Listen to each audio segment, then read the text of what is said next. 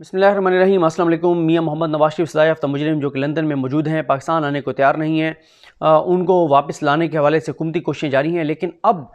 ये अफवाहें गर्दिश कर रही हैं कि वो सऊदी अरब मुंतकिल होने लगे हैं या वो सऊदी अरब मुंतकिल होने की कोशिश कर रहे हैं। इस हवाले से इसके मुख्तलिफ पहलुओं पर बात करेंगे। कुछ और भी उनसे मुतल्लिक़ चीज़ें हैं, लेकिन मेरी एक इत्तला तो ये भी है कि वो वहाँ से UK से जो है वो जाना चाह रहे हैं, इस उसके ऊपर उम्रे पे जाना चाह रहे हैं, ये भी कुछ लोग कह रहे हैं। और दूसरा ये भी है कि वो क्योंकि उनका पासपोर्ट एक्सपायर होने वाला है और उनका विज़िट वीज़ा जो है वो ऑलरेडी एक्सपायर हो चुका है, तो इस वक्त मियां नवाज शरीफ वाकई मुश्किलात का शिकार हैं और अगला 1.5 माह जो है वो बहुत इंपॉर्टेंट है। और अगर अगले 1.5 माह में नवाज शरीफ वापस पाकिस्तान उनको वापस लाने में कामयाब हो जाता है तो वेल एंड गुड, अदरवाइज कई साल भी लग सकते हैं। उसकी वजह यह है कि अभी पाकिस्तान जो चाहता है वो उनको डिपोर्ट करवाना चाहता है। पाकिस्तान बरतानिया से ये कह रहा है कि क्योंकि ये मुल्जिम नहीं है, ये मुजरिम है। अगर मुल्जिम होता तो कोई मसला नहीं था, लेकिन ये मुजरिम है, सज़ा याफ्ता मुजरिम है और इसको इलाज की गर्ज से इसको भेजा गया था। एक तो नवाज शरीफ को वहाँ के इदारों को मुतमईन करना होगा कि वो वाकई इलाज के लिए वहाँ पर गए हुए हैं, लेकिन दूसरी तरफ नवाज शरीफ ने जिस तरह की पाकिस्तान की फ़ौज के ख़िलाफ़ तकरीरें की, तो उसके बाद उनका केस खासा मजबूत है वहाँ पर असylum के लिए, वहाँ पर रहने के लिए, वहाँ के इदारों के साथ साज़बाज़ के लिए।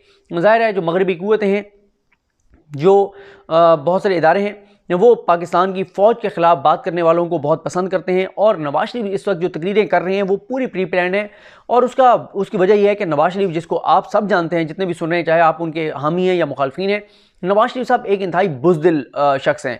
इतने बुज़दिल हैं कि आप देखें कि जब पाकिस्तान से जाने का वक्त था, किस तरह से वो बीमार बन गए, बीमारी के नाम पर वो बाहर गए, लेकिन जब वो बाहर चले गए और ख़ामोश रहे, फिर जब उनकी एक मुल्क के साथ उनके राब्ते हुए और उस मुल्क ने उनको कहा कि हम आपके साथ हैं, तो उस वक्त शेर बन गए और पाकिस्तान की फ़ौज के ख़िलाफ़ तकरीरें करनी शुरू कर दी। ज़ाहिर है पाकिस्तान की दुश्मन बहुत सारी क़ुव्वतें ये बात समझती हैं कि अगर पाकिस्तान को कमज़ोर करना है तो पाकिस्तान की फ़ौज को कमज़ोर करना होगा, और पाकिस्तान की फ़ौज को आप बिल्कुल कमज़ोर नहीं कर सकते उस वक्त तक जब तक आप पाकिस्तान की फ़ौज और पाकिस्तान की आवाम को एक दूसरे के ख़िलाफ़ ना कर दें। और इसके लिए नवाज शरीफ मुसलसल तकरीरें करते रहे, उनका बयानिया बनाते रहे, पाकिस्तान की आवाम को पाकिस्तान की फ़ौज के ख़िलाफ़ करने की कोशिश करते रहे। तो बहरहाल अभी सूरत हाल यही है कि हुकूमत की जानिब से कोशिशें और काविशें जारी हैं। अगले हफ्ते प्राइम मिनिस्टर पाकिस्तान ने एक इजलास बुला लिया है जिसमें दोबारा ब्रीफिंग ली जाएगी। देखा जाएगा कि नवाज शरीफ की वापसी के मामले पर अब तक क्या डेवलपमेंट हुई है, और अगर नवाज शरीफ को डिपोर्ट नहीं करवाया जा सकता तो फिर एक्स्ट्राडिशन का जो प्रोसेस है वो बहुत लंबा है, उस पर कई साल भी लग सकते हैं। बाकी जहाँ तक बात है, शहजाद अकबर साहब कहते हैं कि UK के इदारों के साथ वो राब्ते में हैं और UK के इदारे ये कह रहे हैं कि वो बिल्कुल पाकिस्तान की दरख्वास्त को पर गौर कर रहे हैं और इस सारे मामले को देख रहे हैं। अब आप ये भी सोच रहे होंगे कि हुकूमती शख्सियात के मुतज़ाद बयानात हैं। शेख रशीद साहब कहते हैं कि नवाज शरीफ को वापस लाना नामुमकिन है। शहजाद अकबर साहब और फवाद चौधरी साहब कह रहे हैं कि उनको वापस लाया जा सकता है, उनको वापस लाया जाएगा। शेख रशीद साहब की बात भी गलत नहीं है,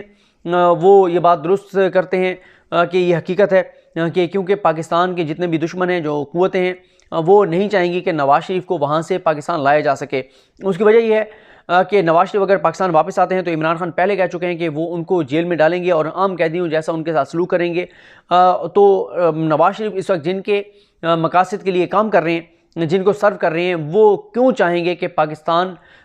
में नवाज शरीफ को वापस लाया जाए। और दूसरा, ये जो अभी नवाज शरीफ का ये आ रहा है कि वो सऊदी अरब उम्रे के लिए जाएंगे, मुझे इस हवाले से अभी नहीं कंफर्म कि ये वाकई जाएंगे नहीं जाएंगे, और सच्ची पूछें तो मुझे लीगल पोजीशन भी नहीं पता कि नवाज शरीफ वहाँ पर जा भी सकते हैं, वहाँ पर ये नहीं जा सकते। लेकिन इस ख़ानदान की एक तारीख़ है कि जब भी ये उम्रे पे जाते हैं तो वहाँ पे भी ये किसी 2 नंबरी के लिए जाते हैं। आपको पता है जज अरशद मलिक साहब मरहूम जो हैं, वो जब उम्रे के लिए गए थे तो वहाँ पर हुसैन नवाज उनको आकर मिले, वहाँ पे उनको रिश्वत की दावत दी, रिश्वत की ऑफ़र की और कहा कि हम आपको इतने पैसे देंगे, आप जो है वो हमारा काम कर दें। इसके अलावा मैंने एक ट्वीट देखा था, शायद मुबशर लुकमान साहब का था, कि मरियम साहिबा को अरब शहज़ादे ने, सऊदी वलीअहद ने, मोहम्मद बिन सलमान ने मुलाकात के लिए दावत दी है। लेकिन मसला ये है कि मरियम साहिबा का नाम ECL पर है। आपको याद होगा कि बहुत ये रोला पड़ा था जब मरियम जो है वो नवाज शरीफ के जाने के बाद बाहर जाना चाहती थी, बहुत मिन्नत तरला किया, बहुत जहाँ तक कहा कि नवाज शरीफ साहब वहाँ पे कोई दवाई नहीं खा रहे, कोई टीका नहीं लगवा रहे, वो कहते हैं मेरी बेटी आएगी तो मैं इलाज शुरू करवाऊँगा। फिर एक ड्रामा रचाने की कोशिश की गई कि उनका नवाज शरीफ का ऑपरेशन है, उसके लिए मरीम को जाने दें, लेकिन पाकिस्तानी हुकूमत, इमरान खान हुकूमत, काबीना और इदारे इस बात पर नहीं माने थे तो उनका नाम ECL में है। जब तक उनका नाम ECL से निकल नहीं जाता तो वो सऊदी अरब नहीं जा सकती। तो ये भी मुझे जो है वो बहुत मुश्किल लगता है। बाकी इसमें कोई दूसरी राय नहीं है कि नवाज शरीफ और सऊदी अरब की इस वक्त बहुत कुर्बत है। सऊदी अरब जो कि पाकिस्तान के खिलाफ है बहुत सारी वजूहात पे, पाकिस्तान तुर्की के क्यों करीब है, पाकिस्तान ईरान के क्यों करीब हो रहा है, पाकिस्तान इसराइल को क्यों तस्लीम नहीं कर रहा, और इस तरह की वजूहात की बिना पर सऊदी अरब पाकिस्तान के ख़िलाफ़ है। अब मैं दो ख़बरें मुख्तसर तौर पर आपके सामने रखना चाहता हूँ। इन ख़बरों का फॉलोअप इन रिपोर्टर से बात करके, अगर ये हमारे उस प्रोग्राम में जो कि मैं अदील वड़ाई साहब और ईसा नकवी साहब शुरू कर रहे हैं, अगर ये दोनों रिपोर्टर्स हमारे उस प्रोग्राम में शरीक होंगे तो हम उस प्रोग्राम में इनको लेंगे और इनकी खबर का मज़ीद फॉलोअप लेंगे, इस पर काम करेंगे। अदरवाइज़ हम इनके अपने चैनल्स के क्लिप्स हैं वो चलाकर इसका फॉलोअप भी लेंगे और इस पर बात भी करेंगे, क्योंकि ये इंपॉर्टेंट इशूज़ हैं। इन इशूज़ के लिए हम जो है वो एक प्रोग्राम जो है वो शुरू करने जा रहे हैं। नुमाइंदा समा जो है अली हफीज़, उन्होंने किरण नाज साहिबा के प्रोग्राम में बताया कि कराची में पैसे लेकर गैर कानूनी तामीरात की इजाज़त देने वाले जो SBCA के 317 अफसरान और मुलाजमीन हैं उनके खिलाफ एक इंक्वायरी हो रही थी, जो कि इंक्वायरी अचानक बंद कर दी गई है। याद रहे कि ये वो लोग हैं जिन्होंने पैसे लेके ऐसी ऐसी तामीरात की इजाज़त दी जिस वजह से कराची में जो उसका स्ट्रक्चर है वो तबाह हो गया, मास्टर प्लान की खिलाफ वर्जी हुई, जहाँ पर पार्क थे वहाँ पर भी तामीरात हो गई, रफाई प्लाट्स जो हैं उनके ऊपर कब्जे हो गए। इस सब के जो जिम्मेदारान हैं उनके खिलाफ जो इंक्वायरी हो रही थी वो इंक्वायरी बंद कर दी गई है। अब कोई बिलावल साहब से पूछे कि बिलावल साहब आप तो कहते थे कि इमरान खान जो है वो इसको हम NRO नहीं देंगे, और इमरान खान की आप बात करते थे, आपके अपने सूबे में ये हुआ है कि 317 अफसरान के ख़िलाफ़ इंक्वायरी जो है वो बंद हो गई है। और ज़ाहिर है आपको पता है कि सिंध की ज़मीनों के मामलात हों, सरकारी ठेकों के मामलात हों, फेक अकाउंट केस में ये चीज़ें सामने आ चुकी हैं कि जरदारी फैमिली को उसमें से किकबैक्स मिलते हैं, फेक अकाउंट के ज़रिए पैसे लेते हैं। तो शायद यही वजह होगी कि बिलावल साहब ने ये इंक्वायरी, ज़ाहिर है बिलावल साहब की इजाज़त के बगैर ये कैसे बंद हो सकती है, सिंध हुकूमत का मामला है, तो शायद इस वजह से ये इंक्वायरी जो है वो बिलावल साहब ने बंद करवा दी है। क्योंकि अगर इसके ऊपर मामलात चेक किए जाते तो ये भी हो सकता था कि इसका जो कदमों के निशान है वो बिलावल हाउस तक भी पहुंच सकते थे। इसके बाद दूसरी खबर है वो भी वो नुमाइंदा समा इरफानुल हक साहब ने भी किरण नाज साहब के प्रोग्राम में बताया कि सिंध हाई कोर्ट में सिर्फ दिसंबर के महीने में सिंध पुलिस की जानिब से किए गए 3 पुलिस मुकाबले जो हैं वो जाली साबित हुए। अब सवाल ये है कि बिलावल साहब जो फ़ौज पर इल्ज़ाम लगाते हैं मिसिंग पर्सन, मावराए अदालत, कत्ल और इन चीज़ों के, तो ये जो सिंध हाई कोर्ट में साबित हो गया है 3 पुलिस मुकाबले कि वो जाली थे, तो अब इस पर बिलावल साहब क्या करेंगे? ये भी मावराए अदालत कत्ल थे, इनको अदालत में पेश करने के बजाय जो है वो कत्ल कर दिया गया, और ये जाली पुलिस मुकाबले थे, इस पे बिलावल साहब क्या करेंगे? एक तरफ तो वो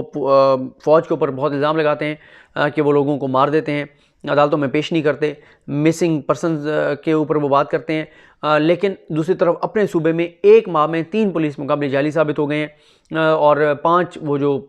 लोग थे उसके ऊपर जो फ़ैसला था वो भी मैं आपको बताऊंगा, मेरे पास वो फ़ैसला मौजूद है कि उसमें क्या कुछ लिखा गया था। तो ये मामला है। सिंध हुकूमत की अपनी सूरत हाल देख लें, सिंध के अपने हालात देख लें, कराची के अंदर कचरा देख लें, कराची के अंदर ट्रांसपोर्ट देख लें, कराची के अंदर माहौलियाती आलूदगी देख लें, सिंध के जंगलात की हालत ज़ार देख लें, थर में बच्चों की सूरत हाल देख लें, सिंध में सेहत की सहूलियात का मामला देख लें, पब्लिक ट्रांसपोर्ट और इन चीज़ों को देख लें। और बिलावल साहब जो हैं वो पूरे पाकिस्तान को फ़तह करने निकले हुए हैं, हालांकि उनके पास आसान सा हल है, सिंध हुकूमत उनके पास है, सिंध हुकूमत में वो डिलीवर करें, लोगों को के लिए आसानियाँ पैदा करें, सिंध के हालात बेहतर करें, और फिर आकर और पंजाब में ये कहें कि पंजाब के लोगों देखो मैंने सिंध को कितना VIP बना दिया है, कितना मैंने कैसा वहाँ पे माहौल बना दिया है,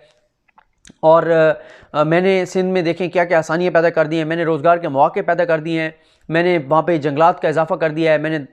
हालात तो ये हैं, मैं सुप्रीम कोर्ट के एक फ़ैसला तो नहीं, प्रोसीडिंग का आपको बता चुका था कि सिंध के जंगलात, कितने जंगलात के ऊपर कब्ज़े हैं, कैसे कब्ज़े कराए गए, सिंध हुकूमत की मन मर्ज़ी और मंशा से वो कब्ज़े कराए गए। फिर ज़मीनों के आप हालात देख लें, मलिक रियाज साहब को जैसे बैरियर टाउन कराची के लिए ज़मीन दी गई थी औने पौने दामों मुफ्त में तकरीबन, तो ये सिंध के हालात हैं। और बिलावल साहब फ़तह करने निकले हुए हैं पंजाब को, KPK को और पाकिस्तान को, और अपने सूबे में एक दिन में जो 2 खबरें हैं इन रिपोर्टर्स की, और इसके ऊपर तो टॉक शोज़ होने चाहिए थे, इसके ऊपर तो बहुत ज़्यादा बात होनी चाहिए थी। समा को पैरल क्रेडिट दें, किरण नाज साहब के प्रोग्राम में इस तरह की स्टोरीज आती हैं और वो अपने रिपोर्टर्स को लेती हैं, और आजकल हम मुसलसल ये बात कर रहे हैं कि रिपोर्टर के पास खबर होती है, और ये तो ऐसी चीज़ थी कि मज़ीद प्रोग्राम होने चाहिए थे इसके ऊपर। इन रिपोर्टर्स को तो बिठाया जाता टॉक शोज़ में, पूरा टॉक शो इसके ऊपर होता कि क्यों जो है वो जाली पुलिस मुकाबले किए जाते हैं सिंध के अंदर, और क्यों जो है वो करप्शन लूट मार करके और सिंध में गैर कानूनी तामीरात की इजाज़त देने वालों के खिलाफ इंक्वायरी बंद की गई है। देखते हैं इस हवाले से फर्दर क्या होता है।